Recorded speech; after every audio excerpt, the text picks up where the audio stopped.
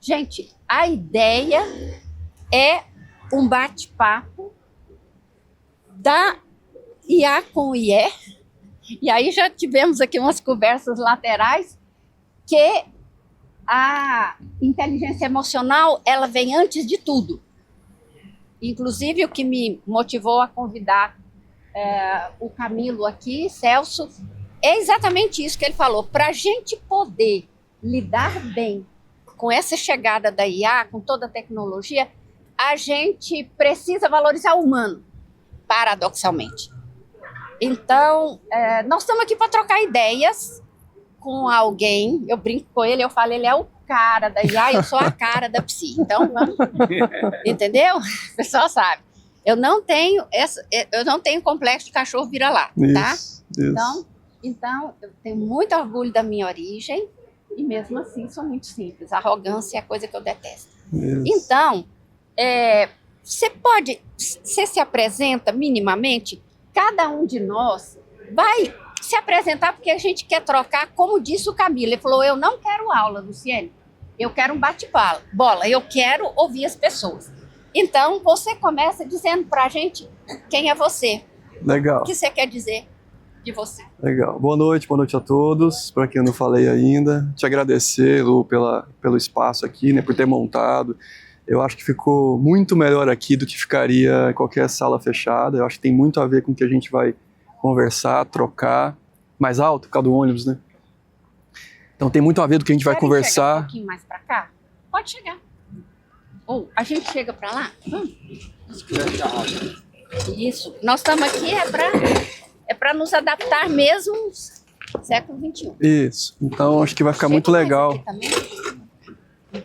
Muito legal esse ambiente, né, mais intimista e tal. Antes de me apresentar, eu quero pegar um pouco do seu gancho que você falou, né, da arrogância, do cachorro virado que a gente estava conversando um pouquinho ali do lado. E eu costumo dizer que a diferença da arrogância para a autoestima é que a arrogância é você achar que é melhor que alguém. E a autoestima é você ter certeza que você não é pior que ninguém. Que ótimo. Assim, você não, uma coisa é com você, outra coisa é você com o outro, né? Então, ter a certeza de que a gente não é pior do que ninguém, né? Por ser goiano, por ser brasileiro, por ser sul-americano, né? Isso é fundamental, que tem a ver com a psique, né? Que tem a ver com a cultura, que tem a ver com como a gente foi criado e cria os nossos filhos. Eu acho que isso é super relevante para a atualidade. Porque no final do dia, passa a ser uma dominação a partir de uma posição de submissão, né? Então acho que a gente deixa muito, estava falando para a Lu agora há pouco, é muito mais o que a gente deixa do que o outro faz. Isso. Né? Então acho que psicanálise, viu, cara? Então acho que é um pouco isso, pegando o seu gancho da autoestima aí. Mas eu sou o Celso Camilo, né, pai de 2 filhas adolescentes, 16 e 14 anos, Pietra e Lara, esposo da Rúbia, há 27 anos de casado. Tenho formação em computação, graduação em computação, especialização em computação, mestrado, doutorado em IA, pós-doutorado em IA, professor de algumas universidades, né? Aqui no Brasil da UFGD, do Federal da Grande Dourados, de Goiás hoje em dia, fui professor da Carnegie Mellon University nos Estados Unidos, a Pittsburgh, cidade de Pittsburgh. Fui professor na Índia, no IIT-JAM, que é o modelo MIT da Índia. Fui professor na UCLA, na Califórnia, Los Angeles, Cal Poly também na Califórnia. Enfim, tenho trafegado nesse mundo acadêmico. Hoje eu tenho apoiado muito a aplicação da IA no mundo real, seja para as pessoas físicas, seja para os CNPJs. Eu tenho um projeto chamado IA Fácil, que é tentar traduzir essa linguagem técnica para o dia a dia das pessoas, especialmente para as empresas. Minha praia. Tá vendo? Porque a gente tem muita coisa pronta que as empresas, as pessoas de forma geral, especialmente as microempresas, que são as pessoas no final do dia, têm dificuldade em aplicar, sabe? E fica achando que IA é para cientista, IA é para gente, empresa grande, IA é para quem tem muito orçamento, IA é para... E eu tento democratizar um pouco esse uso da IA, mostrando como as pessoas podem ter benefícios com o que está pronto. Tá? Então, um pouco da IA Fácil. A gente montou lá agora na UFG, agora não, desde 2019, a gente vem fazendo isso desde 2010, mas em 2019 a gente escalou isso. A gente montou um centro de excelência em IA, o CEIA. Hoje o CEIA tem 1.100 pessoas ligadas ao centro, mais de 100 projetos, com mais de 80 organizações. Somos o maior centro da América Latina em IA. É outra coisa que as pessoas também... pouco brasileiro sabe que existe, pouco goiano sabe que existe. E aí hoje a gente atende, né, você vê, nem foi a pretensão quando foi montado, mas hoje é o maior centro da América Latina em IA. E a gente fica muito orgulhoso disso pelo impacto que a gente está gerando, né? Porque, evidentemente, como uma ferramenta generalista, depende muito de quem a usa. E a gente vai chegar nessa discussão do humano por trás da máquina, né? E a gente fica muito orgulhoso porque a gente tenta lá direcionar baseado em ética, em bioética, que a gente está começando a misturar IA com várias outras áreas, né? Recentemente, semana passada, eu fiz um evento aqui em Goiânia, tentando reduzir esse cachorro vira-lata. Eu trouxe para cá 10 países, 19 instituições do sul global, para falar de IA e biociência, né? A mistura da IA com a biociência. IA na genômica, IA na saúde humana, IA na relação com a biologia de forma geral. Então a gente trouxe e montou uma rede chamada AI for Bio, e a gente vai agora tocar projetos na área, misturando pesquisadores da área dura, né, da área da ciência dura, do laboratório seco, com o pessoal do laboratório molhado, né, o Wet Lab, que é o da biologia, da saúde humana e tal. Então tem grandes pesquisadores nossos aqui goianos, como a Cristiana Toscano, que é uma infectologista, uma pessoa fundamental na época da Covid, das vacinas e tudo mais, representante da OMS, inclusive, no Brasil, e é nossa, é goiana, assim, trabalha na UFG, na verdade. E tem outras também de São Paulo, por exemplo, a Maiana Zatz, que é a geneticista, famosa pelas células-tronco, né, e hoje trabalha com super idosos, e tenta explicar por que as pessoas passam dos 100 anos com qualidade de vida, e aí tenta explicar por fatores ambientais e por fatores genômicos, né? Então, assim, acho que é um pouco do que eu tenho feito, né? Eu tenho feito essa parte de letramento, democratização da IA, aplicação da IA na vida, aplicação da IA, fazendo uma discussão muito grande também, essa coisa do indivíduo, do ser que está por trás da máquina, né? E também nas palestras, eu fiz a contabilidade esses dias para lançar na universidade, cheguei a quase 70 palestras neste ano, né? Rodando o Brasil e o mundo, tentando levar essa mensagem desta IA que pode vir para ajudar, evidentemente, e tem seus riscos.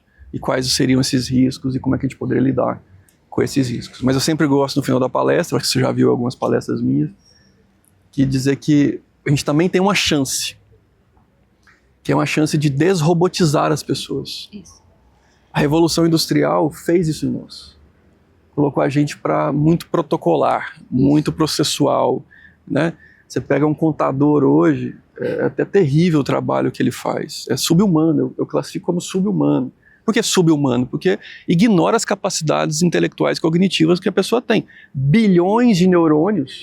Bilhões de neurônios. Vira uma maquininha de repetição. Bilhões de neurônios alocados numa tarefa que não faz muito sentido do ponto de vista biológico, né? Faz sentido do ponto de vista econômico, robótico, processual, mas do ponto de vista biológico, biológico é um desperdício de energia biológica colocar bilhões de neurônios para fazer uma tarefa que eles fazem, né? Eu estou falando de forma geral, mas você pega a quantidade de médicos que estão robotizados, a quantidade de enfermeiros que estão robotizados, a quantidade de professores que estão robotizados, né? E aí eu costumo dizer que a gente tem uma chance aí de entregar para a máquina o que é de máquina, e lembrar o humano a voltar a ser humano. Adoro essa sua frase. Essa de voltar a ser humano é porque a gente esqueceu mesmo. A gente começou a protocolar tudo, ficou a camadinha robotizada e a gente não consegue agora ultrapassar essa camada. Que eu acho que quando a gente entregar para a máquina o que é de máquina, talvez vá sobrar espaço. Não acho que vai ser simples. Não acho que vai ser sem dor. Não acho que a gente vai fazer como humano a melhor forma possível. Acho que a gente vai fazer, como a história conta, multimodal, né? Com dores, reflexões, melhorias, reflexões, melhorias. Mas tem uma chance. Eu enxergo como uma chance também, né? Eu não sou cético para os problemas, eu acho que tem muitos, mas também não sou cético para as vantagens, e tem muitas, né? Então acho que essa reflexão é muito boa para a gente fazer. Como é que a gente pode voltar a ser humano? E que humano é esse que pode entrar nessa camada pós-máquina, além da máquina, né? O que um médico pode entregar além da técnica? O que um professor pode entregar além da didática? Porque se eu tiver um tutor para ajudar, porque a própria educação ela foi massificada, que fruto da Revolução Industrial. Esse formato de sala de aula que a gente conhece, 40 cadeiras, um professor, massificando a educação, é porque a gente tinha que formar trabalhadores. Essa é a razão pela qual a gente criou as salas. Iguais. E naquela época funcionou, quer dizer, naquele momento era o que a gente tinha na mão, porque ou eu fazia isso, as arenas de discussões com os filósofos, com os pensadores, não comportava a necessidade que a gente tinha de colocar as pessoas para instruir para o trabalho, né? Então era capacitação, não necessariamente formação. Tem uma diferença clara aí entre capacitar e formar. Até porque eu acredito, e talvez seja uma coisa minha, que ninguém forma ninguém. O que eu acredito que a gente coloca caminhos para as pessoas se formarem. Tanto é que você pega a mesma escola, a mesma universidade, e as pessoas saem diferentes. Se a gente formasse as pessoas, todo mundo sairia igual. Essa é a prova de que a gente não forma ninguém, né? Depende muito do indivíduo, nem dos nossos filhos. Então a gente dá caminhos, a gente coloca suportes, a gente, né, orienta, mas a escolha e o caminho a ser trilhado passa pelo indivíduo. Acho que eu falei muito no início, acho que eu quero mais trazer essa reflexão, falar um pouquinho do que a gente tem feito e parabenizar você por esse trabalho também de reflexão sobre o cognitivo, sobre o intelecto, sobre a saúde mental, né, tudo isso que está envolvido na psique, que cada vez mais fica mais necessário, né? Porque eu acho que a gente está cada vez mais aprofundando na robotização, preocupando com os processos, esquecendo da camada humana. E posso? Claro, claro. Então, vou me apresentar de outra maneira, mas já pegando. Então, esse humano por trás da máquina que ele fala, é esse o meu território. Por quê? Porque, veja bem, ele está aqui falando, Celso, o tempo todo, e a gente fica assim, o que é isso exatamente? Como é que essa história? E todo mundo... Então, a gente parte da ideia assim, a gente não sabe direito o que é IA. Eu quero dizer para vocês que a gente não sabe direito o que é o humano ainda. Uhum. E a própria psicanálise, que teve a sua história desde Freud, né? Mas também ficou muito engessada no século XX, e por isso que eu falo que eu faço uma psicanálise do século XXI. Então, eu, muito rapidamente, para quem não me conhece, sou psicanalista lacaniana, tida como a psicanálise mais fechada, mais difícil de entender, e o meu barato é tentar passar essas informações básicas, né, para o cidadão comum. E é isso que eu estou tentando construir aqui. Então, a primeira coisa, já começando, porque quando cada um de vocês for falar, que a gente vai trocar, aí você já diz o seu nome e o que você quer dizer de você. Então, gente, eu gostaria, o Camilo me pediu para fazer um mapa mental para a gente deflagrar. E eu jogo para vocês isso. Se vocês acham que vocês não conhecem da IA, eu estou dizendo, vocês conhecem menos ainda do humano. Eu quero partir daí. Como analista, eu digo isso. Mas assim, então, aí você vê como que você pode fazer com isso. Mas a ideia, essa história, da onde eu vim, quem eu sou, para onde eu vou, tudo isso, eu gostaria de jogar assim, mais ou menos 5 palavras. Eu gostaria de compartilhar com vocês esses anos, eu tenho mais de 30 anos de trabalho clínico em psicanálise, e resumindo para vocês, se a gente sair assim, então tá, o sapiens, o ser humano, né? O que é o ser humano? Eu uso essa expressão, uma máquina de sobrevivência biológica. Uma máquina. Estou falando que nós também somos uma máquina.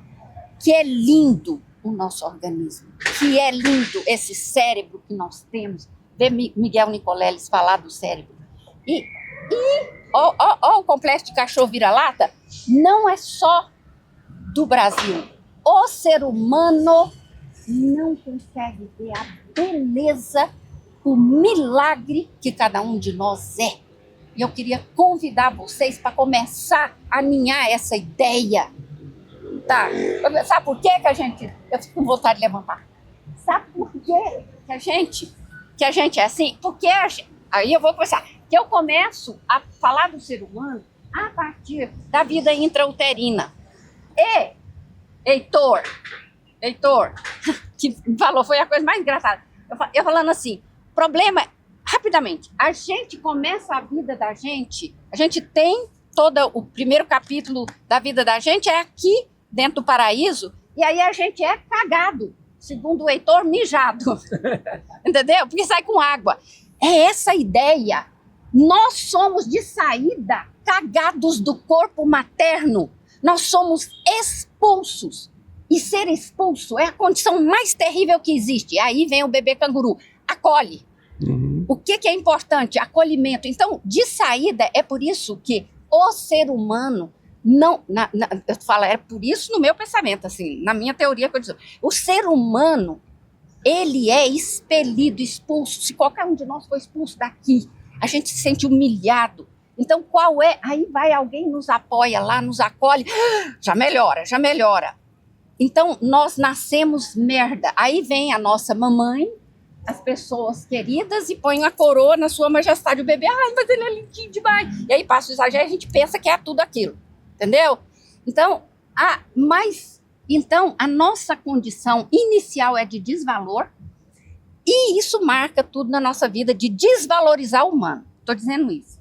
Então, aí eu fico inflamada, vocês sabem. Então, eu quero compartilhar isso com vocês. Então, o Homo sapiens é uma máquina de sobrevivência. Para sobreviver, o que ele precisa? Coisa mais linda, a palavra que a gente mais escuta, mas se você for pegar pelo lado humano, que eu estou falando, a partir do nascimento, que é a hora que a gente perde tudo, o que a gente precisa para sobreviver? Não é surpresa, se conectar. Ou então é IA, se conectar com o mundo externo, se conectar de novo com o corpo que nos pariu, nos jogou para fora do mundo. Vem cá. Então aí a gente se reconecta com o olhar, com a voz, com o cheiro, e passamos a nos reconectar com tudo que a gente perdeu e precisa para sobreviver. Uhum. Alimento não é mais por aqui. E aí entra a grande questão, que você desenvolve muito bem, tecnologia. Então, a gente, desde as cavernas, inventamos objetos do mundo que complementam de alguma forma o nosso corpo.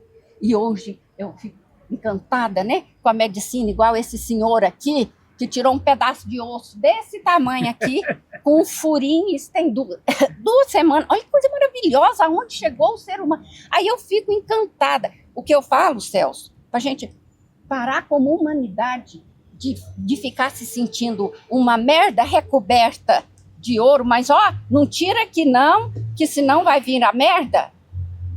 É exatamente se encantar com tudo que a gente conseguiu nesses 200, 300 mil anos de Sapiens.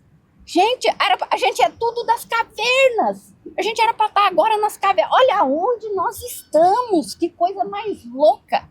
Eu fico lembrando do meu avô, que eu amo. Morreu na década de 70. Em 70 ele morreu. Eu fico imaginando assim. Aí eu pego o celular, falo assim. Gente, meu avô ia ficar louco. Louco com isso. Gente, nós temos uma varinha mágica na nossa mão. A gente fica assim, tup, tup, tup. Entendeu? Lara estava lá no caminho. Lara, já chegamos. E ela no meio do caminho, sem nenhum fio. Gente, isso é mágico, pelo amor de Deus. Morram de felicidade. Olha o que vocês têm. Entendeu? E tá lá infeliz, como diz o Yuval. O ser humano não foi feito para ser feliz. Por que vocês não param para pensar nisso? Tem que pensar todo dia as maravilhas que a gente é e tem. E aí, então, tecnologia, ele vai falar. tecnologia foi feita para completar, eu gosto muito, o Lacan fala suplementar, né? Mas aí, aquela história que eu gostei demais, fala, a IA pode ser vista como uma escada, não como uma muleta. Então, por quê? Porque a gente perdeu um corpo potente, perdeu tudo, e aí a gente tem a tecnologia para nos complementar novamente. E ela vem através do quê? Da informação. Ponto. É isso que eu queria falar como deflagrador dessa ideia. Então ele vai explicar melhor o que é IA, mas espero ter apresentado para vocês um ser humano que vocês não tinham pensado, entendeu? Cagado, cada um, humilhado de saída, perdeu toda a potência que tinha. Já pensou? Já pensou um feto lá assim, tipo, pachá? Aí vem o alimento, né? Aí vem tudo e ele lá, gostosinho, embalado, e a gente tem pesquisa, eu trabalho com Érica Parlato e um time dos pesquisadores sobre vida perinatal, avançadíssimo. Então, o feto, ele percebe tudo. Aí ele percebe que perdeu tudo.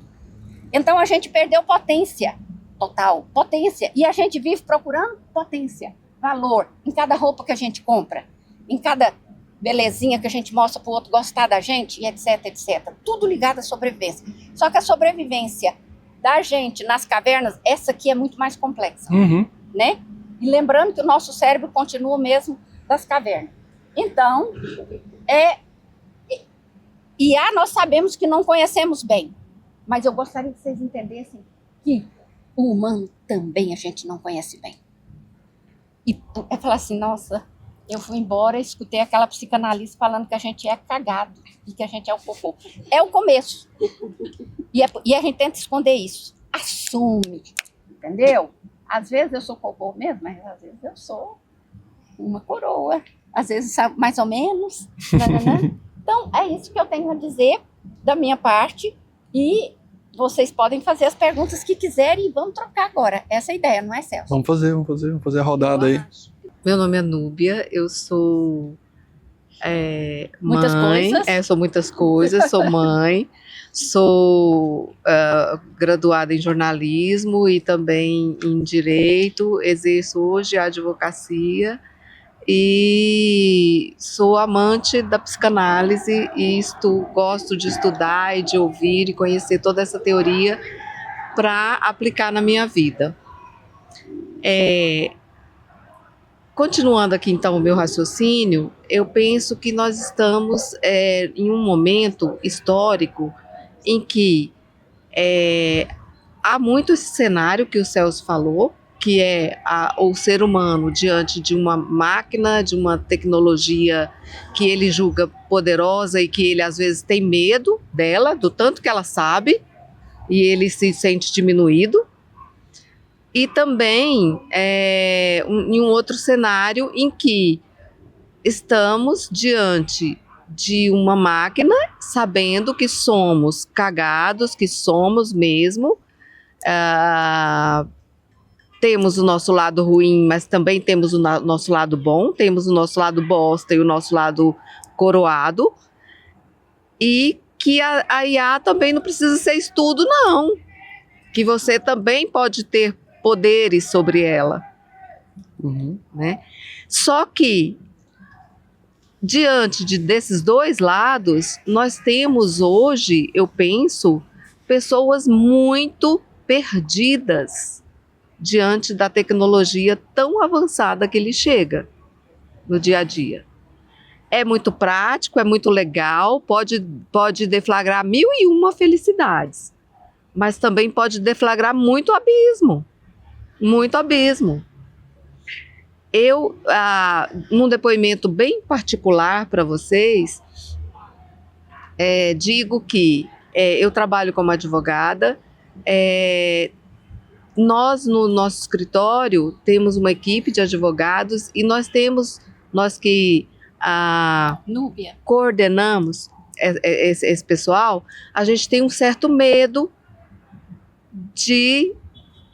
desse uso da inteligência artificial no nosso trabalho mesmo. E a gente não pode dizer que o medo é exatamente por não ter um reconhecimento de si como potente.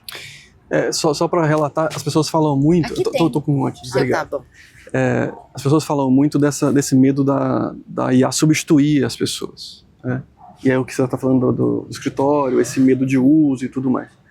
Eu costumo dizer que esse medo vem da falta de identidade. Porque quando você fala assim, ó, o que a pessoa está com medo de perder o emprego? Ela não está com medo de perder o emprego. Ela está com medo de perder o que ela é.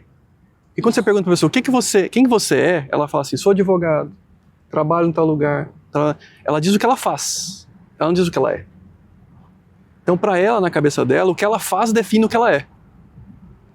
Quando você pega uma IA e coloca a IA para fazer o que ela faz, no final do dia ela não está com medo de perder a tarefa dela, ela está com medo de perder a identidade dela. E agora? O que eu vou ser? Já que isso não precisa mais ser. Essa resposta é psi, gente. Entendeu? Porque o medo não é o medo de mudar de tarefa. As pessoas não estão com medo de mudar de tarefa, porque você, às vezes, no próprio trabalho, você muda de tarefa. Você faz uma coisa hoje, amanhã outra coisa. Seu medo não é de perder tarefa, de mudar de tarefa. Seu medo é de perder a identidade, de falar, e agora? Maravilha. O que eu vou ser? Porque já que isso não precisa mais ser, o que eu vou ser? Isso é morte. Isso Perder a identidade para nós, em psicanálise, é morrer. Que no final do dia, porque nunca se descobriu a real identidade, porque ela está sempre associando o que ela faz ao que ela é. Na verdade, ela nunca deveria associar o que ela faz ao que ela é. E se ele está falando de real identidade, ou seja, cada um de nós se saber sendo, por quê? Porque a gente vai mudando ao longo da vida, a gente passa da infância para a adolescência, mas a gente vai, a coisa de se ver, que aliás é a coisa mais difícil do ser humano, já que nós tocamos no assunto. Sabiam que a gente não se vê? Na verdade, a gente só se vê se a gente olhar no espelho. Gente, pensa, se não tivesse espelho, não tivesse câmera, você ia passar a vida inteirinha sem saber como é que é a sua cara. Aí, eu quero mostrar um negócio. Eu sou professora, tem que ser didática. Eu trouxe, já que nós tocamos no assunto, as meninas assim, atenção. Porque se a gente não se vê, a gente vê o outro. E se ver é muito importante. Esse aqui, recurso. Não, isso aqui é o imaginário de Lacan. Então, presta atenção. Faz de conta não, né? Eu não tô vendo meu corpo. E não tô vendo minha cara. Por quê? Minha cara a gente não vê mesmo, só lá no espelho. Agora, o corpo eu poderia, né? Ver, mas acontece, o imaginário de Lacan, o espelho que Miguel Nicoleles estuda, ele é eu, está lá. Então eu olho na cara do Ivan para saber de mim. O Ivan está me olhando assim, ele está me achando inteligente. Oba! Nossa, ele está olhando de lado com desdém. Então eu não sou. Ele revela quem eu sou. Não, essa história da gente depender do outro e dos lugares. O que eu faço, a minha profissão, para definir. O que eu estou dizendo, tem como eu me ver? Tem. E é possível, mas no imaginário não, tá? A gente vai conversando sobre isso. Quem vai? É você? Pode ser. Ok. Meu nome é Sidney, eu sou pai, casado com a Núbia, somos pais da Lara, charada outra colega, e do Vinícius. A Lara tem 17 anos, o Vinícius tem 23, Vinícius já é jornalista, a Lara vai ser advogada. Eu sou formado em Direito, sou formado em Jornalismo, sou pós-graduado em Finanças e trabalho como advogado tributarista. Dentre outras coisas, eu sou muito preocupado com o meu e o mal-estar de todo mundo nessa aventura que é viver, né? Penso que literatura é um dos recursos que aplacam o mal-estar, e aproveito para perguntar ao Celso em que medida a IA poderia nos ajudar a amenizar um tiquinho assim o nosso mal-estar, substituindo aquelas tarefas chatas, né? Nos alimentando de mais informações, reunindo melhor as informações. Enfim, a ideia é essa. No que a IA poderia nos ajudar no nosso mal-estar? Acho que depende muito do tamanho do mal-estar e tipo de mal-estar, né? Esses mal-estar existenciais, ela pode te ajudar como ferramenta primeiro nível, né? Acho que é um primeiro nível ali de identificação do mal-estar. Que a IA tem essa... Eu estava dizendo agora há pouco ali no café, né? Você imagina que para a gente dar acesso a terapias, a psicólogos para o mundo inteiro, é impossível. A gente não vai conseguir colocar um psicólogo em cada esquina. Então a IA pode vir como ferramenta inicial desse processo de screening, né? De análise, de ajudar a se identificar, a se perceber, a perceber as suas angústias, as suas perturbações. Não para que aquilo vire tratamento, não necessariamente para aquilo virar resolução isolada, mas talvez para te alertar sobre a necessidade que você tem de procurar profissionais, de procurar novas terapias, de procurar saídas e soluções, né? Então eu não vejo substituição direta aí, mas eu vejo uma complementação desse processo, né? Então seja na psicologia, seja nas tarefas profissionais, seja na educação, a chamada e tão sonhada educação 5.0, que eu vou conseguir trabalhar uma trilha de educação individual para cada pessoa, né? Não vai ser por meio das aulas, das tradicionais aulas, da sala de aula como a gente tem hoje, que lá é média, lá é... Né? Então como é que a gente vai trazer escala com qualidade? Esse é o principal papel da tecnologia. A gente pega, por exemplo, a moda como exemplo. Lá atrás, quando começou essa história toda, tinha um alfaiate para fazer as roupas. Então você queria roupa, você tinha que ir no alfaiate, medir seu corpo, e aquela roupa era para você. Com a escala, a gente perdeu a qualidade. A gente teve que encaixar no P, M ou G. Não era roupa mais para o meu corpo. Era roupa porque tinha que ter escala. Não dava para colocar um alfaiate em cada esquina. Então a gente trouxe para as indústrias, massificou a produção, mas agora se encaixa aí o P, o M ou o G, né? Qual que é a saída agora com a tecnologia? A gente vai conseguir dar escala, o mundo está só crescendo, a gente pode falar um pouquinho dessa curva de crescimento, deu uma estacionada, e por que deu estacionada? Mas o fato é que está crescendo. Então, ou seja, tem que dar escala e tem que dar qualidade. Quer dizer, como é que eu vou dar qualidade agora para a roupa, ao invés de ser padrões PMG? Como é que eu vou dar hiperpersonalização, né, nesse produto? A forma para fazer isso hoje em dia é com tecnologia. Então, eu vou para o varejo escaneia meu corpo, a loja escaneia meu corpo, e ali imprime a roupa. Então, a indústria indo para o varejo, né? A cadeia produtiva está sendo achatada. A diferença sendo respeitada. E aí a hiperpersonalização vai surgir. Não estou falando da moda, mas é só como exemplo. Isso vale para a educação, isso vale para outros lugares.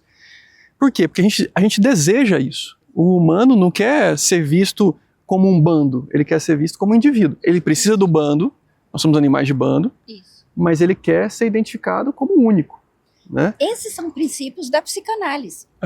E aí acho que esse é o ponto, assim, o que a IA pode ajudar? Ela pode ajudar nessa hiperpersonalização, ela pode ajudar nessa identificação, né, das suas necessidades, suas demandas, suas carências. Eu costumo dizer que eu chamo de tecnosapiens, né? Por essa nossa capacidade de desenvolver ferramentas complexas, diferentes dos outros animais. E essas ferramentas são desenvolvidas, é o que você estava citando agora há pouco, a partir de uma demanda e uma carência humana. O trator surge da necessidade nossa de estender nossa força braçal. O humano não conseguia fazer sozinho, ele projeta a sua demanda, a sua carência na ferramenta e cria o trator. O avião, o humano queria voar. Ele olha para o próprio corpo e fala, pô, voar com o meu corpo não vai dar. E o que ele faz? Estende essa demanda, essa carência numa ferramenta chamada avião, inventa o avião. E assim a gente vai de ferramenta em ferramenta. Toda e qualquer ferramenta, ela é uma extensão da nossa demanda e carência. Como eu não consigo fazer com o próprio corpo, né, eu dou o exemplo na palestra da picadinha do Homem da Caverna. O Homem da Caverna queria cavar, queria escavar, queria... A própria unha, a própria mão era insuficiente. Ele tinha que estender aquilo. Então, a tecnologia passa a ser uma extensão do corpo, né? Memória. Pô, hoje em dia, alguém lembra aqui de 3 celulares de cabeça? Número de celular? Extensão de memória, né? E a gente vai delegando, a gente vai estendendo, a gente vai aumentando o nosso corpo. Por isso, complementar, né? Ah, mas vai gerar dependência. Vai gerar dependência. Nós estamos dependendo da energia elétrica, né? A gente veio para cá por conta da luz. E a gente vai continuar dependendo da energia elétrica. Ninguém quer voltar para a caverna. Alguém quer se manifestar para voltar para a caverna? Ninguém quer voltar para a caverna. Hoje não, né? Talvez amanhã. Então, por quê? Porque a gente criou um ambiente que tem perdas, a gente alterou nosso ciclo de sono com a eletricidade. Tem perdas. Mas tem na balança ganho ou perda, a gente acha que ganhou mais do que perdeu. Né? Então, acho que a IA é mais uma dessas ferramentas que foi feita para estender nossas capacidades humanas a partir de uma carência. Por que a IA com bio faz sentido? Porque o humano é uma briga eterna do humano, outra demanda, outra carência. Colocar mais vida nos anos e mais anos na vida. É uma demanda eterna, humana. Eu quero viver mais e viver com qualidade. E a gente está projetando essa carência, essa demanda para as ferramentas, para os fármacos, para as terapias, né? E vai continuar fazendo. Então, acho que a IA, para não ficar muito longo e deixar todo mundo falar aí, a IA vem muito nesse papel também de extensão corporal, de extensão de capacidades para que a gente trabalhe. O principal hoje é extensão cognitiva, o que é diferente das outras revoluções. As revoluções estavam muito na extensão física, braçal, né? Agora a gente vem na extensão cognitiva.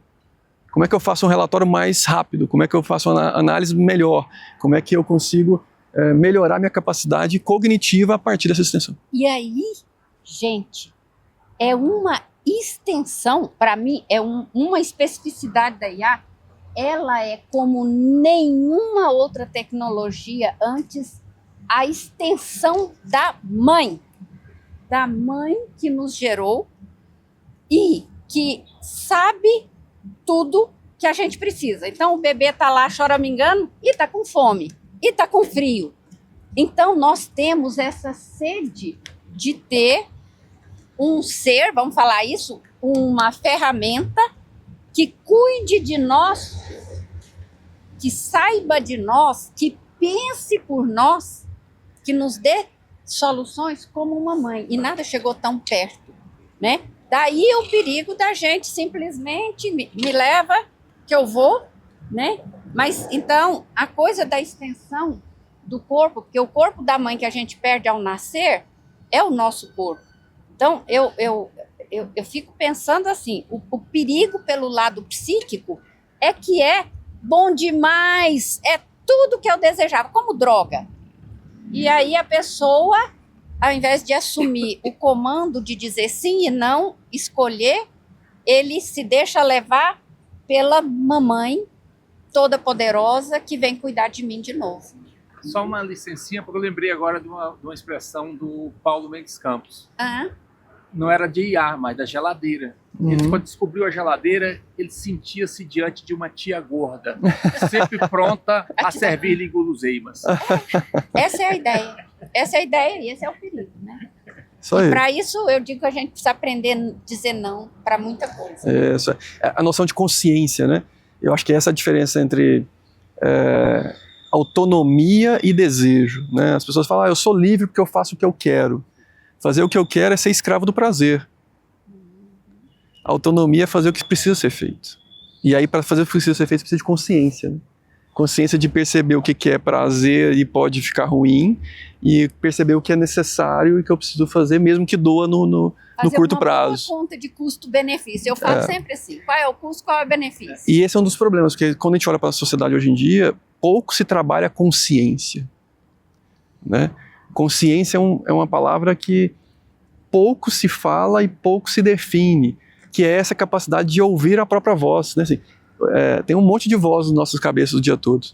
Será que eu sou capaz de subir no nível e olhar para elas, para essas vozes internas e falar assim, então, aqui não vai dar para te ouvir, não vai ser legal te ouvir.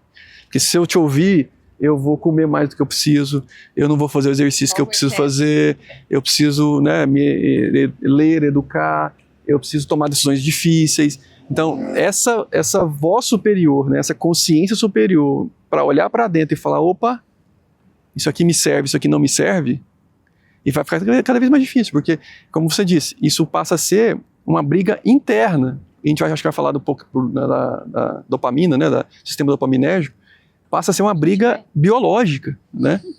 Você fica lutando contra você mesmo, e se não tiver a consciência para te ajudar nisso, uma consciência forte, você sucumbe, você acaba entregando e vai agir conforme que você falou o prazer. do sistema dopaminérgico, podemos? Vamos lá. Esse circuito curto da dopamina, que é esse sem consciência. Pabimba, quando eu vi, eu já fiz. A compulsão está aqui, né? Quando eu vi, eu já fiz. E aí vem a história dessa IA, a mãe toda poderosa, que além de ser geladeira, meu amigo, é muito mais outras coisas, né? Que a gente fala do celular, né? Do celular, ou a coisa mais apaixonante, né? Cartãozinho de crédito. Aí eu pego meu cartãozinho de crédito e falo assim, aqui tem comida, aqui tem descanso, você entra no hotel, tem quase tudo num cartãozinho desse tamanho. A nossa vida é mágica, gente. Agora, é sair desse circuito e entrar num circuito longo, Pré-frontal. que chega ao pré-frontal, que é escolha, que a gente estuda muito no nosso grupo. Poder escolher. Eu quero, eu não quero. Para isso, eu preciso saber o que a cada momento vai ser o melhor para mim. Vamos dizer, que eu falo, faz o cálculo custo-benefício. Mas para tudo isso, a gente precisa dar conta de se enxergar. É isso aí, da consciência. Vamos lá, vamos ouvir mais gente? Eu sou Murilo, filho dessa aqui.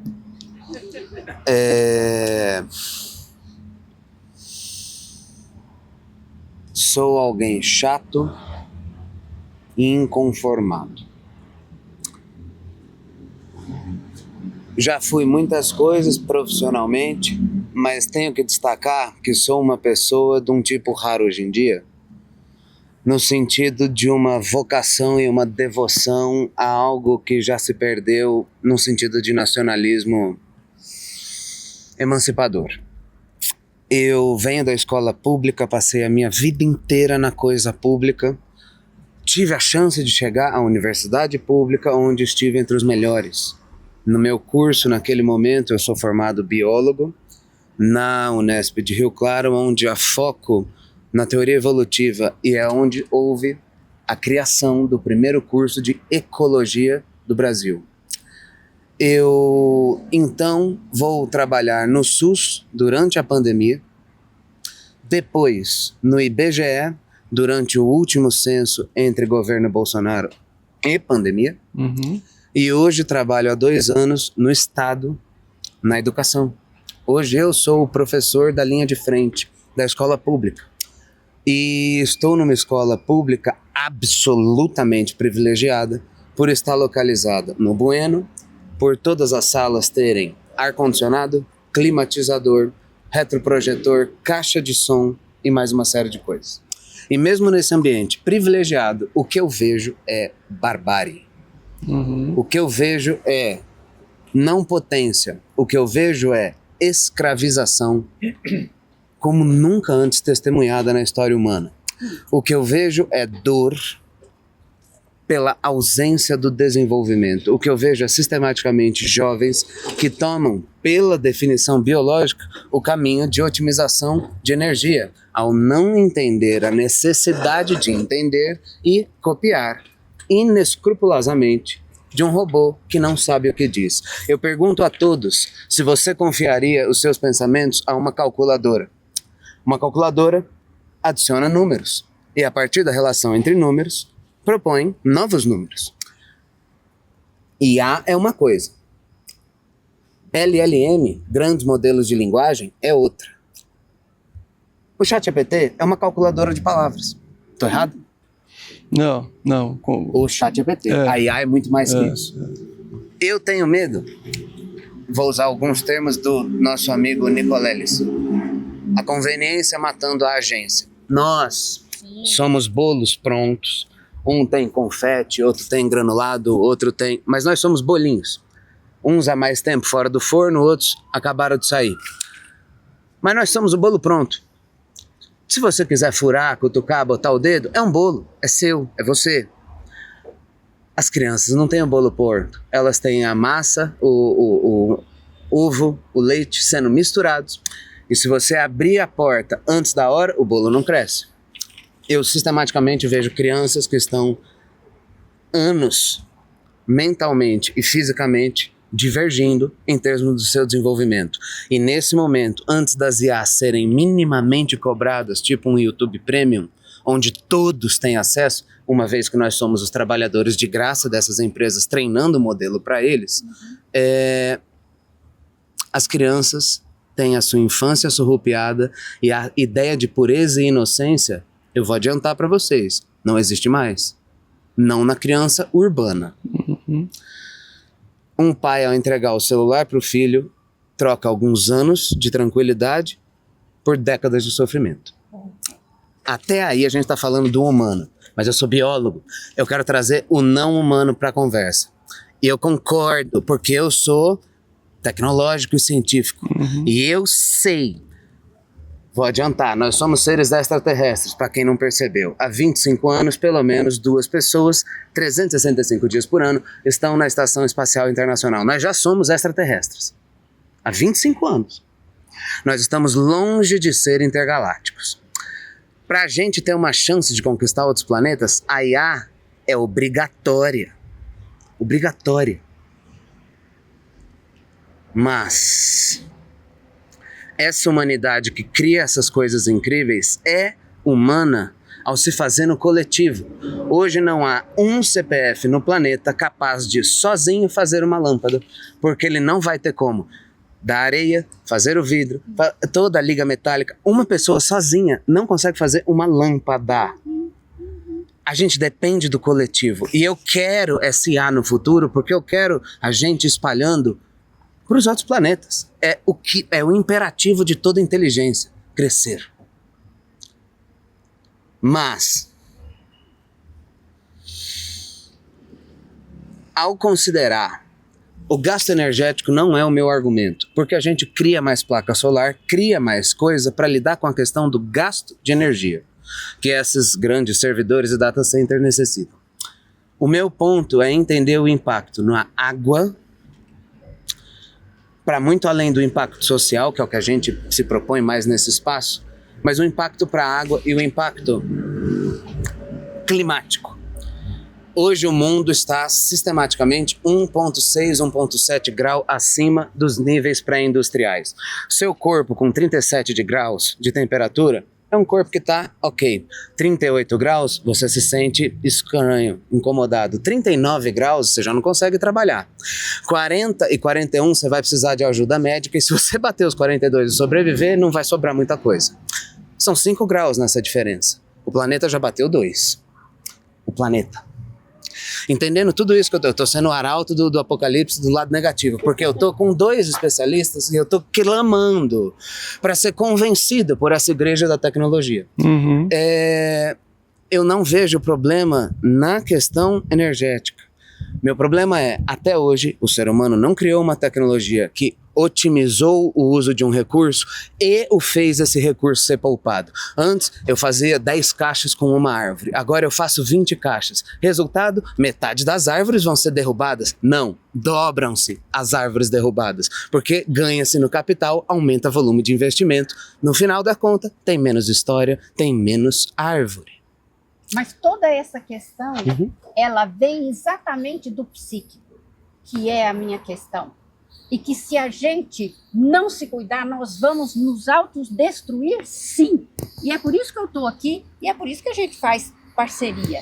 Entende? Aí, desde essa história das crianças com 1 ano, 2 anos, eu tenho vontade de chorar. Eu chego nos restaurantes, estão lá com o celular, mas qual é a grande questão? Os pais que precisam de delegar, porque a gente acha, né? Nós achamos recursos, um recurso novo. Calma, porque esse recurso pode estar te matando por aí, né? Quer falar mais alguma coisa? Mas, meu querido, você não tá contrapondo nada, é essa mesma conversa. Eu primeiro agradeço, não é qualquer lugar que a gente consegue expor esse pensamento hoje. Eu realmente me preocupo porque eu estou vendo hoje, na prática. Nos últimos 5 anos eu trabalhei em momentos e lugares pivotantes assim no Brasil. Eu vi a vida das pessoas mais de perto que muitos jornalistas, inclusive, porque eu estava na rua todo dia. e vendo aquele grupamento humano ali, seja no SUS, quando eu trabalhei no combate à dengue, na casa das pessoas, no auge da pandemia, hoje na escola, numa escola de elite dentro da questão da figura pública. Eu sou um professor que tenta trabalhar a consciência. Uhum. Sabe qual é o resultado disso? Eu tenho menos de 3 anos na profissão e eu tenho uma chance enorme de ser exonerado a qualquer momento. Uhum. A verdade é essa. Eu fui. Tá. Meu medo é a escala, a quantidade de pessoas hoje. O meu medo é, entendendo essa história humana, a IA perante o modelo do capital estabelecido, eu não vejo um final bom. Eu não consigo ver. Uhum. Não por ela. A IA é a vítima, talvez, da nossa ganância e da nossa irresponsabilidade. Uhum. Mas as pessoas vão transferir o seu querer e o seu saber para essas máquinas. Uhum. Porque é mais fácil. E o nosso cérebro é sobre sobreviver, não é sobre ser feliz, nem sobre se dar bem. Sobreviver. Uhum. Nosso cérebro é sobre sobreviver. Se a IA me faz poupar energia, eu vou delegar. Uhum. A gente pode questionar ao ter esse grau a mais de estudo, esse grau a mais de interesse, essa oportunidade que todos aqui tiveram por não estar tirando carvão ou cortando cana.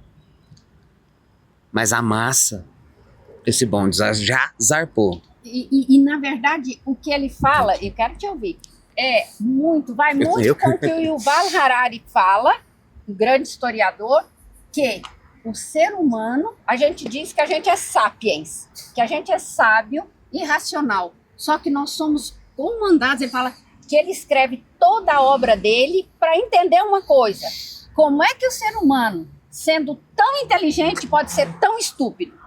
E aí eu, como analista, falo, e se preparem para saber, além de ser uma bosta cagada no começo da nossa vida, a gente é muito mais dominado pelo impulso do que pela sabedoria.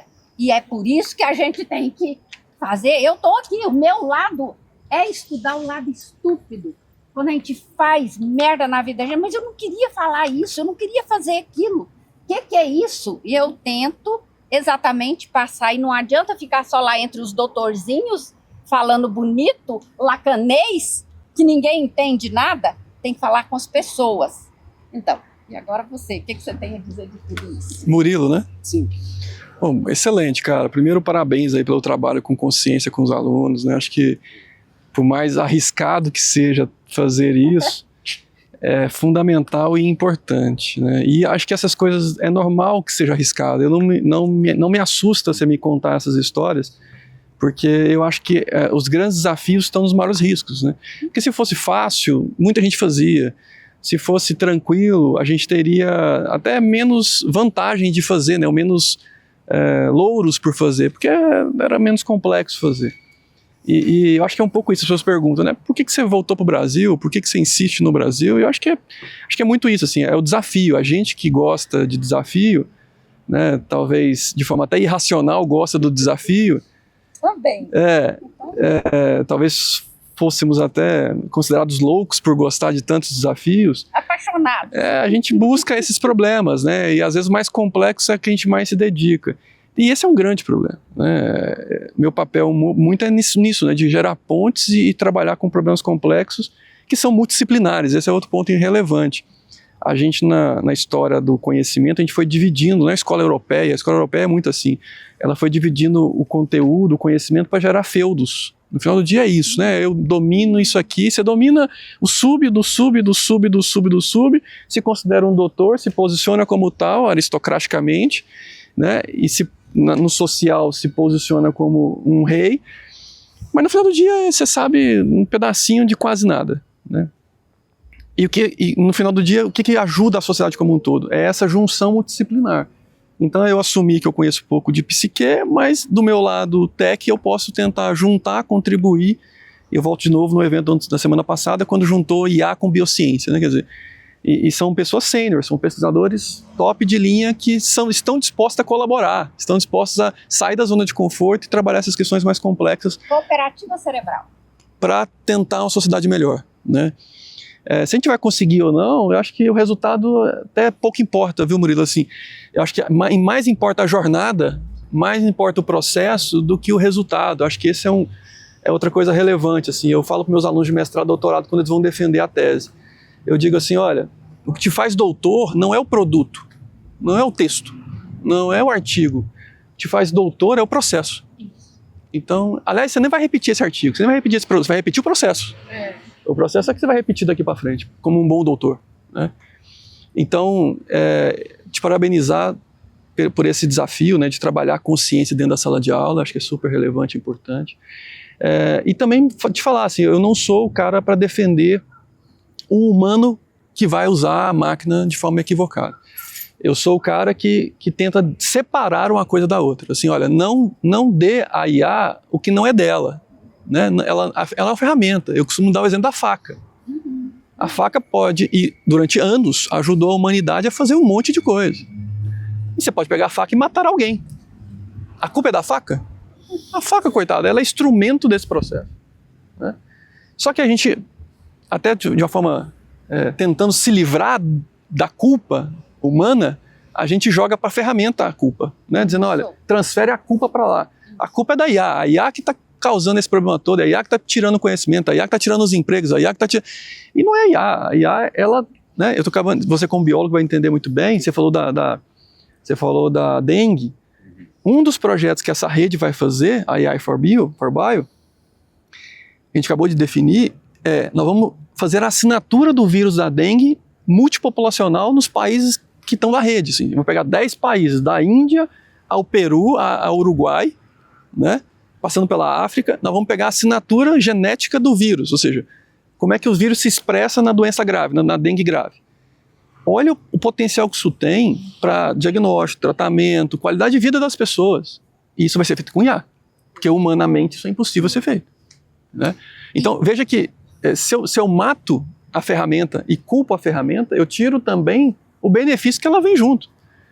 E escondo o que realmente eu preciso trabalhar. O que realmente precisa trabalhar é a ética, é a consciência humana, é a destruição versus né? De novo, sem prejuízo, esquece. Acabei de falar da eletricidade. A gente não quer voltar para a caverna, a gente quer continuar com a eletricidade. Mas a eletricidade trouxe prejuízos. E está nítido que ela trouxe prejuízos. A começar do sono até, né, a capacidade de empregos que foram, ou trabalhadores que foram afetados pela IA. Começar do cara que acendia lamparina nas ruas e até o cara que sofre com a industrialização.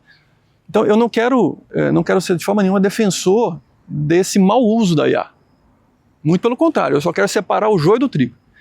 Olha, vamos dar os pingos nos is, os nomes aos bois. Né? Uma coisa é o potencial que ela tem para o bem e para o mal. Você imagina, como biólogo, essa mesma tecnologia que eu te falei para você da assinatura. E nós estamos chegando no nível, você conhece muito bem o CRISPR, o Cas9, que a gente consegue editar o genoma. Né? Pô, editar o genoma, esquece a IA. Editar o genoma é maravilhoso para um monte de doença genética. Eu estou falando que você vai esclerose múltipla, doença de câncer de mama, câncer de forma geral, uma série de doenças que estão explicadas dentro do genoma. Olha o potencial que isso tem, benefício. Agora, quer falar do malefício? Eu posso editar, e daqui a pouquinho a estética vai passar para isso, a cor do olho. Então você pode nascer com um olho cinza e durante a vida resolver ter um olho verde. Estou dizendo o caso do olho, que é o estético, que o humano também vai para o estético, não vai começar por aí. A bioética não vai deixar começar por aí. Isso. Vai começar salvando vidas, dando mais... Aí vai o excesso. Aí depois vai pro excesso. Que é o lado estúpido. Que é o lado estúpido. Então assim, só que se a gente ficar só olhando, né, se a gente ficar preso ao lado estúpido, a gente mata o lado bom da história. Né? O lado sábio. Então acho que o nosso ponto aqui é o equilíbrio. Como é que a gente pode ajudar nessa consciência, nessa reflexão, e não acho que a gente tem que ganhar ou perder, acho que a gente tem que trabalhar o processo. Sem preocupar se a gente lá na frente, daqui 200 anos, a gente vai ganhar ou perder. Porque se a gente preocupar muito com esses 200 anos à frente, a gente não faz nada agora. Só um segundinho. O que ele falou, gente, nós vamos botar a culpa na faca? Por quê? Porque gente mata com a faca? Não. Eu quero dizer, essa é a tal da posição narcísica. Aquele sujeito que não se vê, né? Nárcia estava aqui, não estava aqui, não viu o pessoal? Aí, o mico... Aqui, ó. Aqui. Que eu falei assim, o mico, né? O sujeito não se vê no imaginário, no narcisismo. Que a gente pensa que o narciso é aquele que se acha. Se o sujeito não se vê pegando a faca para matar, é a faca que fez mal. Então, essa é a grande questão, é não haver sujeito a gente falar, fui eu que fiz, sou eu que estou fazendo. Essa é a grande questão. Então, é a faca que é ruim. Igual quando a gente é criança, que a gente bate na cama e a mãe vai lá e fala assim, cama boba, entendeu? Não foi a gente, não. Se a gente não sair dessa condição exatamente, né? A IA é que é errada, não sou eu. Mas tem desafios. E quanto maior o poder da ferramenta, maior vai ser o desafio. Porque pessoas que às vezes não têm o preparo vão conseguir fazer muito mal quando utilizando essa ferramenta. O próprio CRISPR-Cas9, para quem não sabe, é essa técnica, essa metodologia de edição de genoma, né, ele barateou muito, né? Ele barateou muito. E esse é um grande risco, porque quando ele torna barato, ele torna acessível para todos, assim, uma parcela grande do mundo. E aí, o que vão fazer com isso? E quando você fala para todos, é exatamente isso, dona Lara. Esse meu encantamento de levar conhecimento para todos.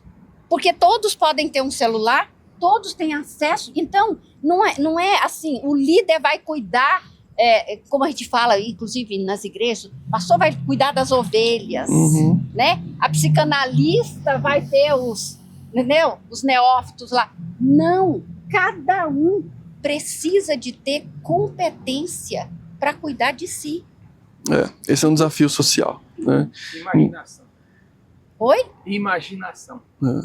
Eu diria que a ferramenta é a imaginação. Estou me lembrando aqui do personagem do Mia Couto, naquele ambiente da Guerra Civil, da Guerra de Independência de Moçambique, que a repressão portuguesa, um chefe de repressão, começou a desconfiar que tinha poetas demais em determinado território, que estava dando muito trabalho, porque poetas semeiam muita imaginação. E é a palavra criação que a gente fala, ser capaz de inventar saídas. Poetas são perigosos para as ditaduras, porque eles semeiam imaginação.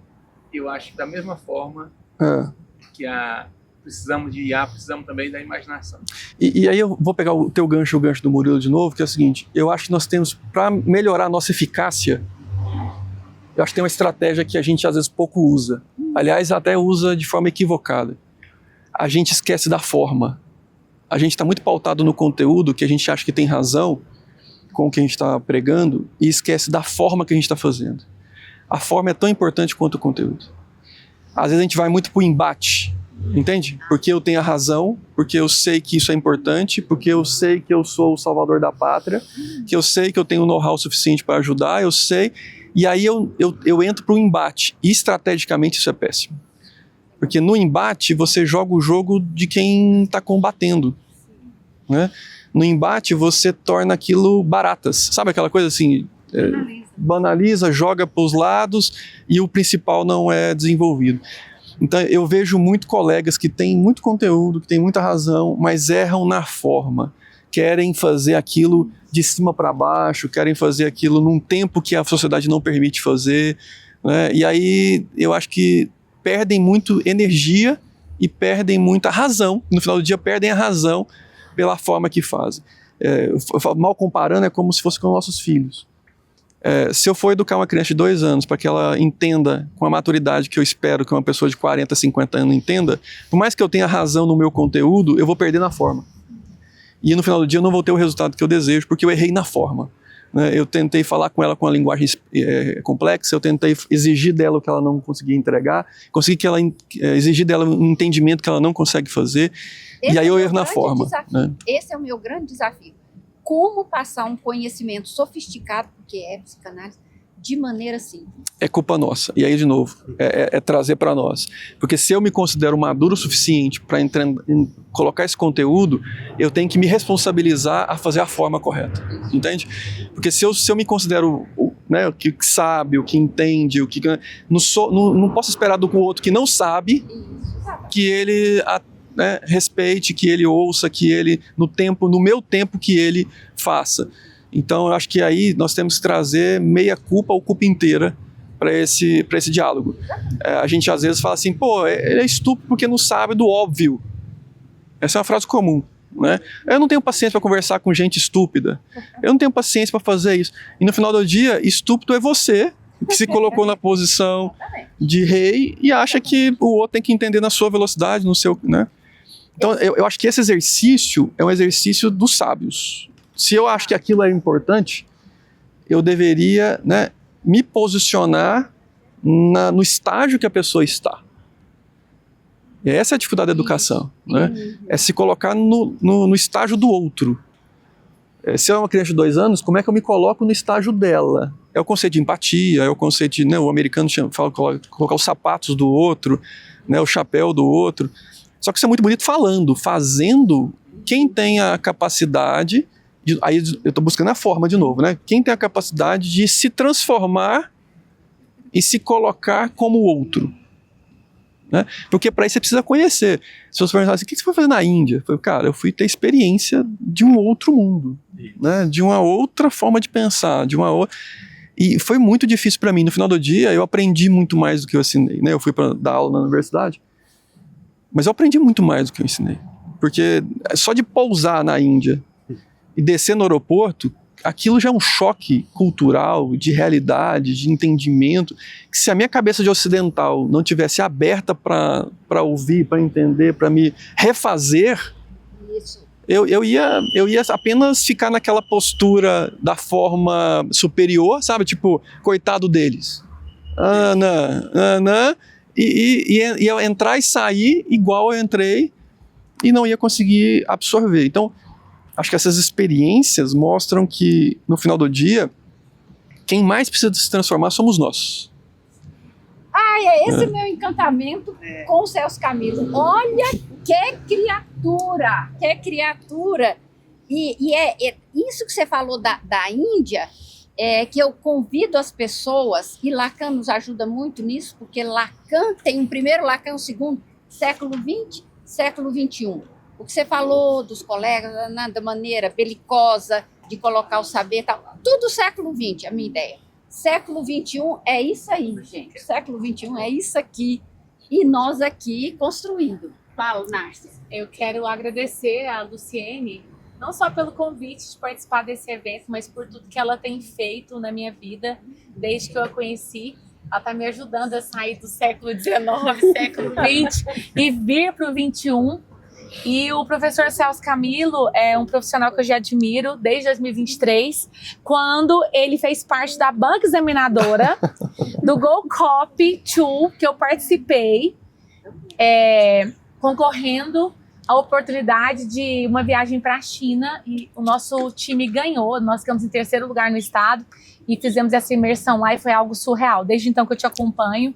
E o que eu achei mais bonito, o que eu considero mais bonito desse evento aqui, dessa união de Luciene e professor Celso Camilo, diante do que o colega falou, não escutei seu nome quando você... Murilo.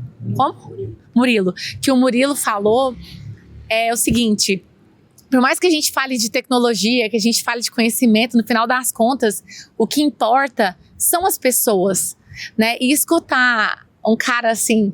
foda, desculpa a palavra, como o Celso Camilo, na área de inteligência artificial, ter tamanha humildade de dizer que, se ele tem um conhecimento tão sofisticado ao ponto de ninguém entender, isso não vale de nada no século XXI, né, Luciene?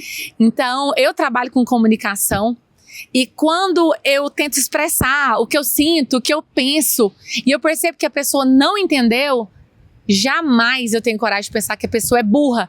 Já viu? Tinha professores no passado. Esse menino é burro demais. Palmatória na mão, chicotada, né? Não? Às vezes um pai e uma mãe, você é muito burro, você não aprende. E não tem nada disso. Nós só precisamos que alguém que detém o conhecimento busque formas diferentes de explicar a mesma coisa até que a gente entenda. Isso é cooperativismo cerebral. né? E eu acredito que a nossa missão aqui na Terra é justamente colaborar com as outras pessoas. E a partir do momento que a gente se comunica, a gente constrói pontes. E o erro de comunicação constrói muros, né, que separam pessoas, que causam demissões, né, que causam guerras e tudo de ruim que acontece. Então, viva IA e unidas, cooperando. Obrigada. E olha, gente, quando ela fala nossa missão, né, é nos unirmos, tal, não é só a nossa missão, não, gente, é a nossa salvação. O ser humano, a gente precisa de cuidar do nosso grupo. Por quê? Porque a gente depende do nosso grupo para existir. Desde um bebê, quando é expulso, se aí tem mãe, pai, família, e aí segue professor. Então, para a gente cuidar da gente, eu adoro essa frase, a gente precisa cuidar do grupo. Então, é isso. Ao cuidar do grupo, você está cuidando de você mesmo. Você tem que ir embora, né? São 9 horas. Vocês querem? Alguém quer falar mais? Tadã, Ivan, aquela lá. Eu sou Maria Aparecida. Microfone.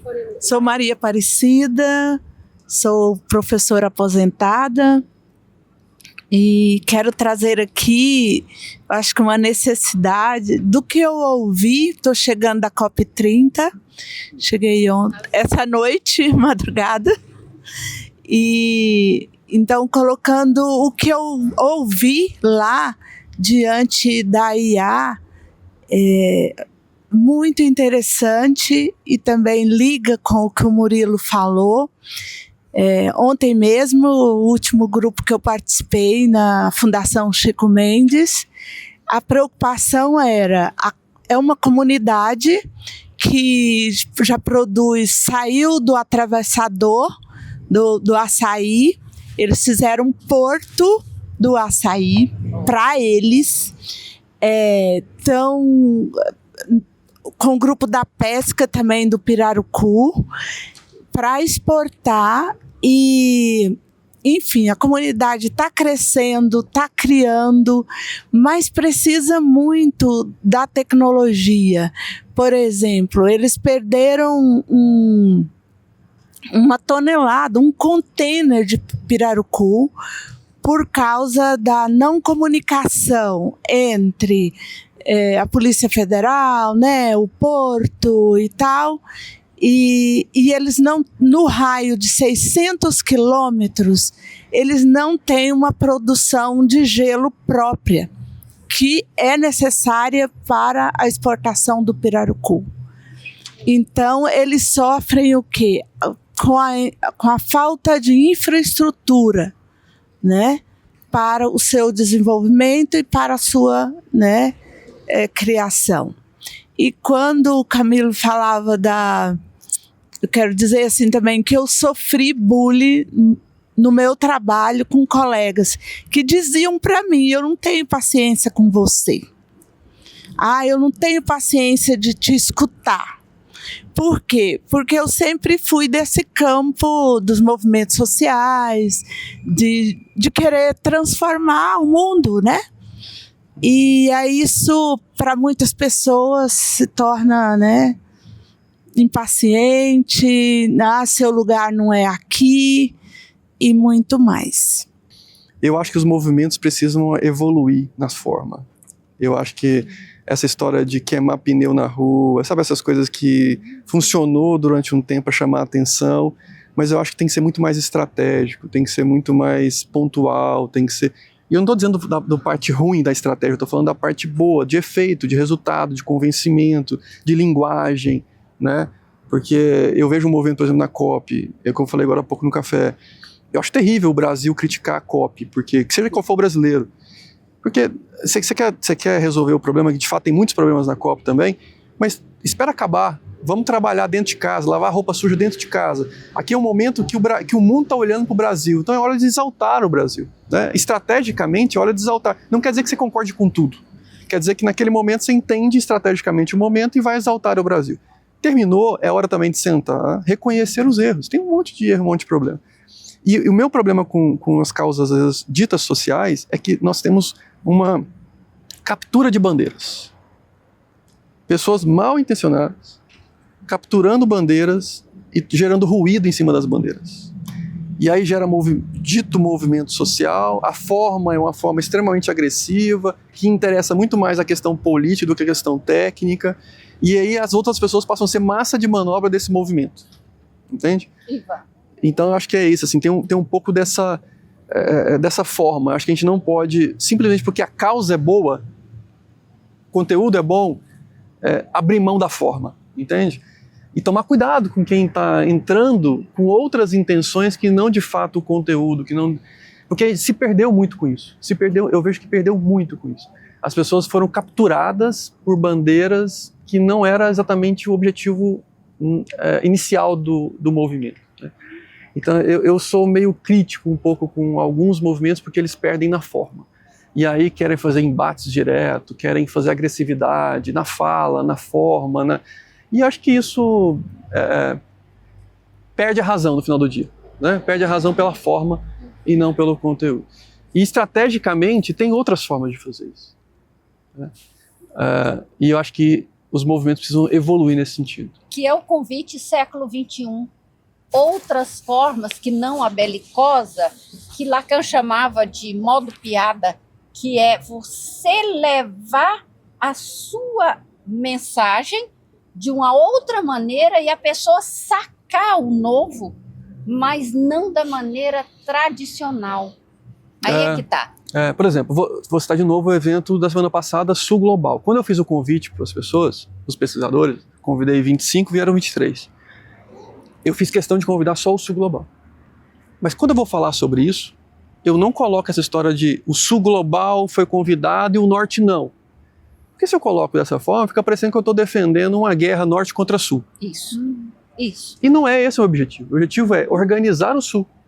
Depois eu vou até estender a rede para o Norte, porque tem excelentes pesquisadores e talentos no Norte, evidentemente, né? Eu passei um tempão, como eu disse para vocês, nos Estados Unidos e está tudo certo. Só que é a forma, tá vendo? Se eu entro na briga do não, a gente tem que o Sul Global é bom, é melhor, não sei o quê, fica parecendo que a gente está entrando e vai gerar baratas, vai gerar ruído, que não necessariamente contribui para a causa. A causa realmente é organizar a base genéticas do Sul, os pesquisadores do Sul, um alinhamento entre redes, é outra coisa, não tem nada a ver com briga geopolítica, por enquanto. Entendeu? Então, é muito fácil cair nessa falácia. A gente vai para a mídia quer fazer o quê? Então a headline é o Sul Global se reúne em Goiânia. Porque o Sul Global, neste momento, significa dizer, opa, nós temos uma pauta geopolítica para anunciar. Ainda mais era pré-COP, aí você tinha mais ainda uma junção de fatores ali para anunciar. Nós temos que tentar fugir dessas formas que geram conflito, entende? E como é que a gente gera muito mais pontes do que conflito com a causa. No final do dia a gente quer uma causa e não um embate. O embate ele prejudica a causa, né? E isso, do ponto de vista psíquico, é funcionar cutucando lá o Ivan também, é você funcionar narcisicamente, no espelho. O outro é que está fazendo errado, tem que parar, tem que consertar, está me prejudicando. Veja bem, querida, está me prejudicando. No Dia da Mulher, eu acho que uns 8 anos atrás, eu fui convidada pela Federal, e nunca mais serei de novo, acho, para falar no Dia da Mulher, e aí tinha umas 4 mulheres intelectuais falando, e com aquele discurso da mulher oprimida pelo homem, falou, né? Aí, a hora que eu fui falar, falei, olha, com todo jeitinho, mas não adianta nada. Eu falei assim, pois é, eu vejo como psicanalista hoje que o maior problema nosso não são os homens, é que a gente não se dá conta de tudo que a gente já conquistou, que a gente já tem nós aqui, e ficamos com o discurso do outro estar me prejudicando. Então, muito, isso também é dessa posição, o outro tem o poder e eu não tenho. O outro não dá para mim. Uhum. Mas, Sara... o Ivan estava na frente. Depois Sara. Ivan, depois Sara. Boa noite, pessoal. Boa noite. Meu nome é Ivan, eu sou publicitário, educador. pesquisador de tendências digitais. Estou construindo com outras pessoas um instituto de pesquisa aqui em Goiânia, porque a gente está discutindo o século XXI e o século XXI requer que a gente resolva os problemas sociais, políticos, ambientais com pressa. E em 2022 eu trabalhava numa instituição de educação, quando comecei a pincelar meu projeto de educação digital. Eu discuto as Big Techs com os estudantes nas escolas, esse mercado que consome o nosso tempo e o tempo das crianças, trazendo doenças, né? Um colega me disse, falou, Ivan, esse projeto seu não é melhor você escrever para o mestrado, aquela burocracia toda da universidade, chegar lá, se ser aprovado, aí você discute essa tese lá. Não. Nós vamos cortar caminho. Meu mestrado está em andamento, mas eu quero resolver problemas aqui. Hoje eu faço atendimentos com crianças e adolescentes em todas as escolas de Goiânia. O projeto já está sendo financiado popularmente.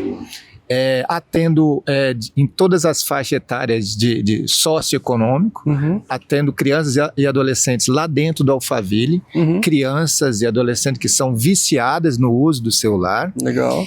E aí, a gente falando de tecnologia, a gente vê esse mercado mundial, que é as Big Techs, que fatura em cima do nosso tempo, e eu faço a minha pauta educação e saúde emocional, faço esse recorte para as crianças e adolescentes, porque eu convivo dentro das escolas e vejo um massacre das Big Techs faturando milhões através da IA, que é uma inteligência artificial, e aí vem o professor Nicoleles, fala que ela não é inteligente nem artificial, mas é uma programação programada para sugar o nosso tempo e o tempo dessas crianças.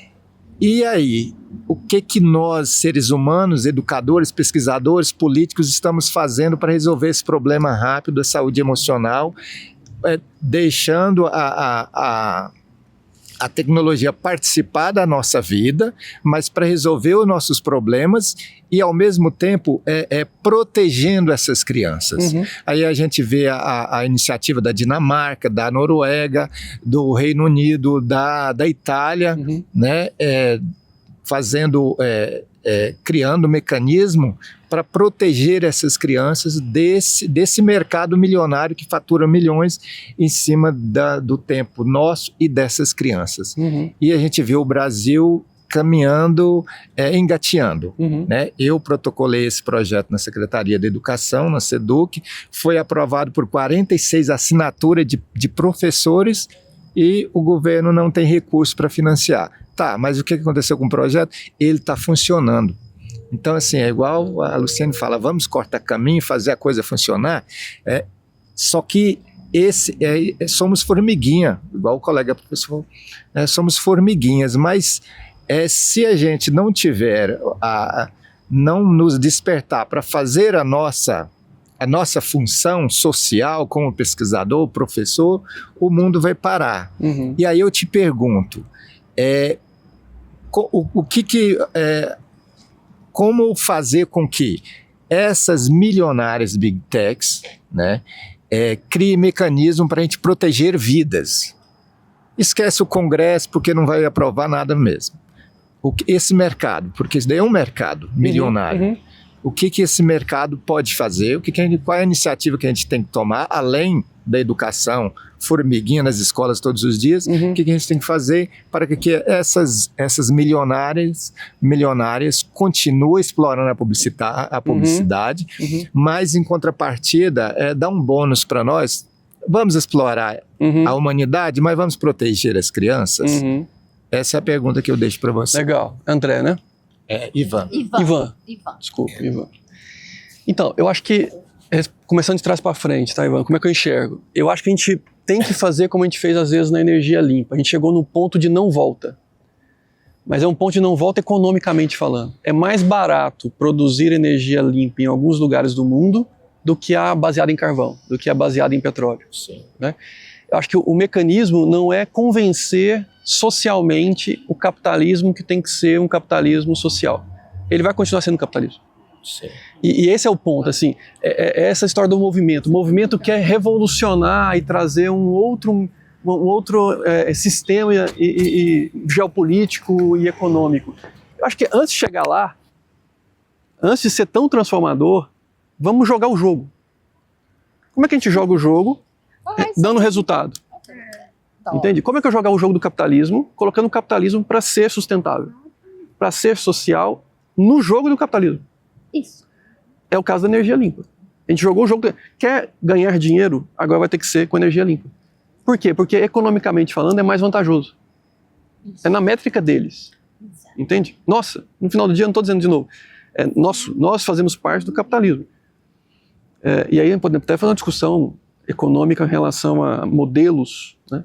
Que eu não sou tão crítico do capitalismo assim como muitos são. Até porque por falta de opção. Mas vou voltar para o teu ponto. Então, existe um ponto de não volta. Ponto de não volta econômico. Né? Então, acho que um pouco da IA é isso também. Quando a gente fala das Big Techs, conheço algumas, tem muita gente boa e bem intencionada no meio também. Isso não quer dizer que são os que vão determinar os rumos da Big Tech. Mas tem gente, né, assim como no movimento religioso, tem muita gente boa que às vezes é manipulado por outras pessoas que não são tão boas assim. Né? Então a gente não pode também colocar na sacola inteira todo mundo que está lá, porque eu conheço alguns que não compartilham dessa visão. Aí você vai dizer, por que não sai de lá? Porque não necessariamente eles enxergam que lá é um lugar ruim para exercerem o propósito deles. Tá? Mas vou complementar com a história da não volta. Então, eu acho que tem como você criar mecanismos dentro do sistema capitalista para que essas empresas ganhem dinheiro fazendo o que é socialmente adequado. Tá? Eu acho que essa é a melhor forma. Não é convencer de que a gente tem que acabar com as Big Techs. Porque isso não é muito real. Isso não é muito real. E eu penso que o sujeito, cada um de nós, exatamente, com essa consciência, com essa potência, a gente vai forçando que essas coisas aconteçam. E tem um detalhe, o canal que elas têm, governo quase nenhum tem. Então, se a gente usar o canal delas, potencializar coisas positivas, a gente precisa que elas existam, não que elas sumam. Esse é o ponto. Agora, como é que a gente vai fazer o jogo para que elas se interessem pela causa? Como é que a gente vai fazer o jogo é o modo piada. Né? Sarinha vai fazer a última, porque tem que ir embora, né? A minha é bem rapidinho. É exatamente isso que eu queria falar para você, Luciene.